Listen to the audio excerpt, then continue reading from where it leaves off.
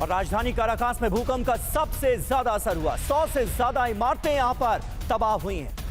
तस्वीरें आपको दिखा रहे हैं। जो इमारतें देखिए इस वक्त आपको नजर आ रही हैं वो भरभरा कर गिरी तो नहीं है, लेकिन भूकंप ने इन इमारतों को किस कदर डैमेज कर दिया है, ये अगर आप इन तस्वीरों पर गौर करेंगे तो आपको समझ में आएगा।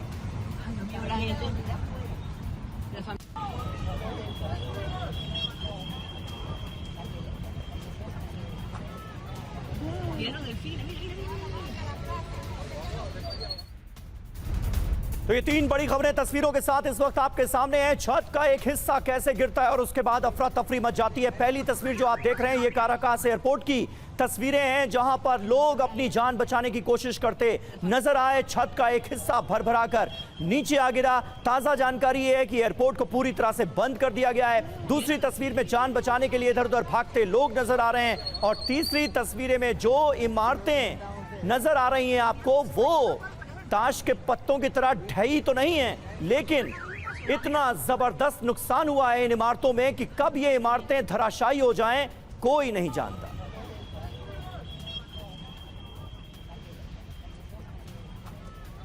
और हमारे साथ इस वक्त ब्रजेश जी भी मौजूद हैं। ब्रजेश सर, जब इन तस्वीरों को हम देखते हैं तो एक सवाल या कह लीजिए एक तरह का डर हम सब के जहन में भी घर कर जाता है कि अगर ऐसी नौबत आ जाए, अगर ऐसे हालात पैदा हो जाएं तो क्या हमने नुकसान कम से कम हो इसकी व्यवस्था की है।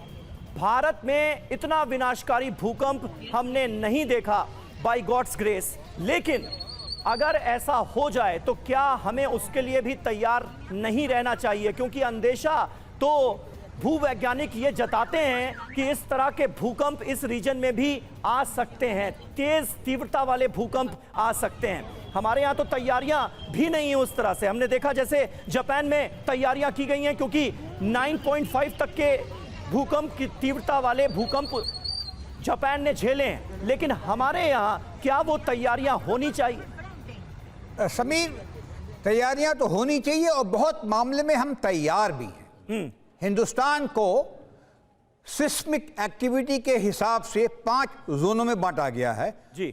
सीरियल 1 जो है वो सबसे कम खतरनाक है और 5 स्केल उसका है जहां खतरा थोड़ा ज्यादा है, जैसे आसाम का इलाका, और 4 जो है वो एनसीआर का इलाका है। तो हमारी जो बिल्डिंग बायलॉज होते हैं उसमें इस तरह का मूल्यांकन किया होता है कि जोन 4 और जोन 5 में जो कंस्ट्रक्शन होता है किस तरह का होना चाहिए, किस तरह की रीइंफोर्समेंट होने चाहिए।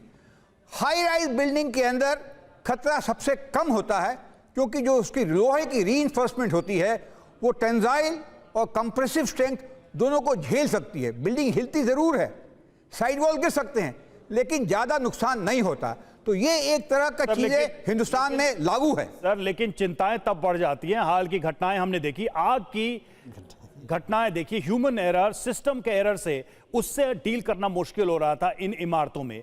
और ये तो वो घटना है भूकंप की जिसके बारे में कोई प्रिडिक्ट नहीं कर सकता पहले से। तो ये कुछ घटनाएं हाल फिलहाल की भारत में दिखाती हैं कि सिस्टमिक रूप से कंस्ट्रक्शन को लेके हिसाब किताब कितना लचर है।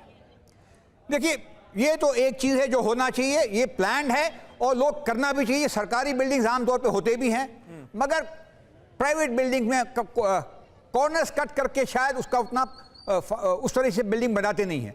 लेकिन उससे ज़्यादा दूसरी चीज़ इंपॉर्टेंट है, आपके स्टैंडिंग ऑपरेटिंग प्रोसीजर्स क्या हैं, सिविल एडमिनिस्ट्रेशन का, लोकल डिस्ट्रिक्ट मैजिस्ट्रेट। शिवांग के पास आखिर में चलेंगे। शिवांग, 30 सेकंड बचे हैं, आप कुछ ऐड करना चाह रहे थे? देखिए, मैं यही कहना चाह रहा था कि जो बातचीत इस वक्त हम कर भी रहे हैं और बार बार जापान का जिक्र आ रहा है, तो हमें यह समझना होगा कि जिस तरह की तैयारियां इस तरह के देशों ने की हैं, खासतौर पर जापान जो लगातार काफी 9.5 के जो रिएक्टर स्केल्स के जो भूकंप होते हैं वो झेलता हुआ आया है, वैसी तैयारियां लगता है कि पूरे देश में, पूरी दुनिया में होनी चाहिए। और खास तौर पे जो तकनीकी स्तर पे जो इंजीनियर्स काम करते हैं, चाहे वो नींव के अंदर रबड़ और स्टील के जो बेरिंग्स लगाते हैं जिन्हें पैड्स कहा जाता है, उसके बारे में हो, या फिर स्टील फ्रेम के बारे में हो, या लगातार जो मॉकड्रिल्स होती हैं जिसके लिए आप लोगों को तैयार करते हैं, बुजुर्गों को, बच्चों को तैयार करते हैं स्कूल्स के अंदर और ऊंची इमारतों के अंदर, कि अगर ऐसी हालात पैदा होते हैं तो आपको क्या करना है।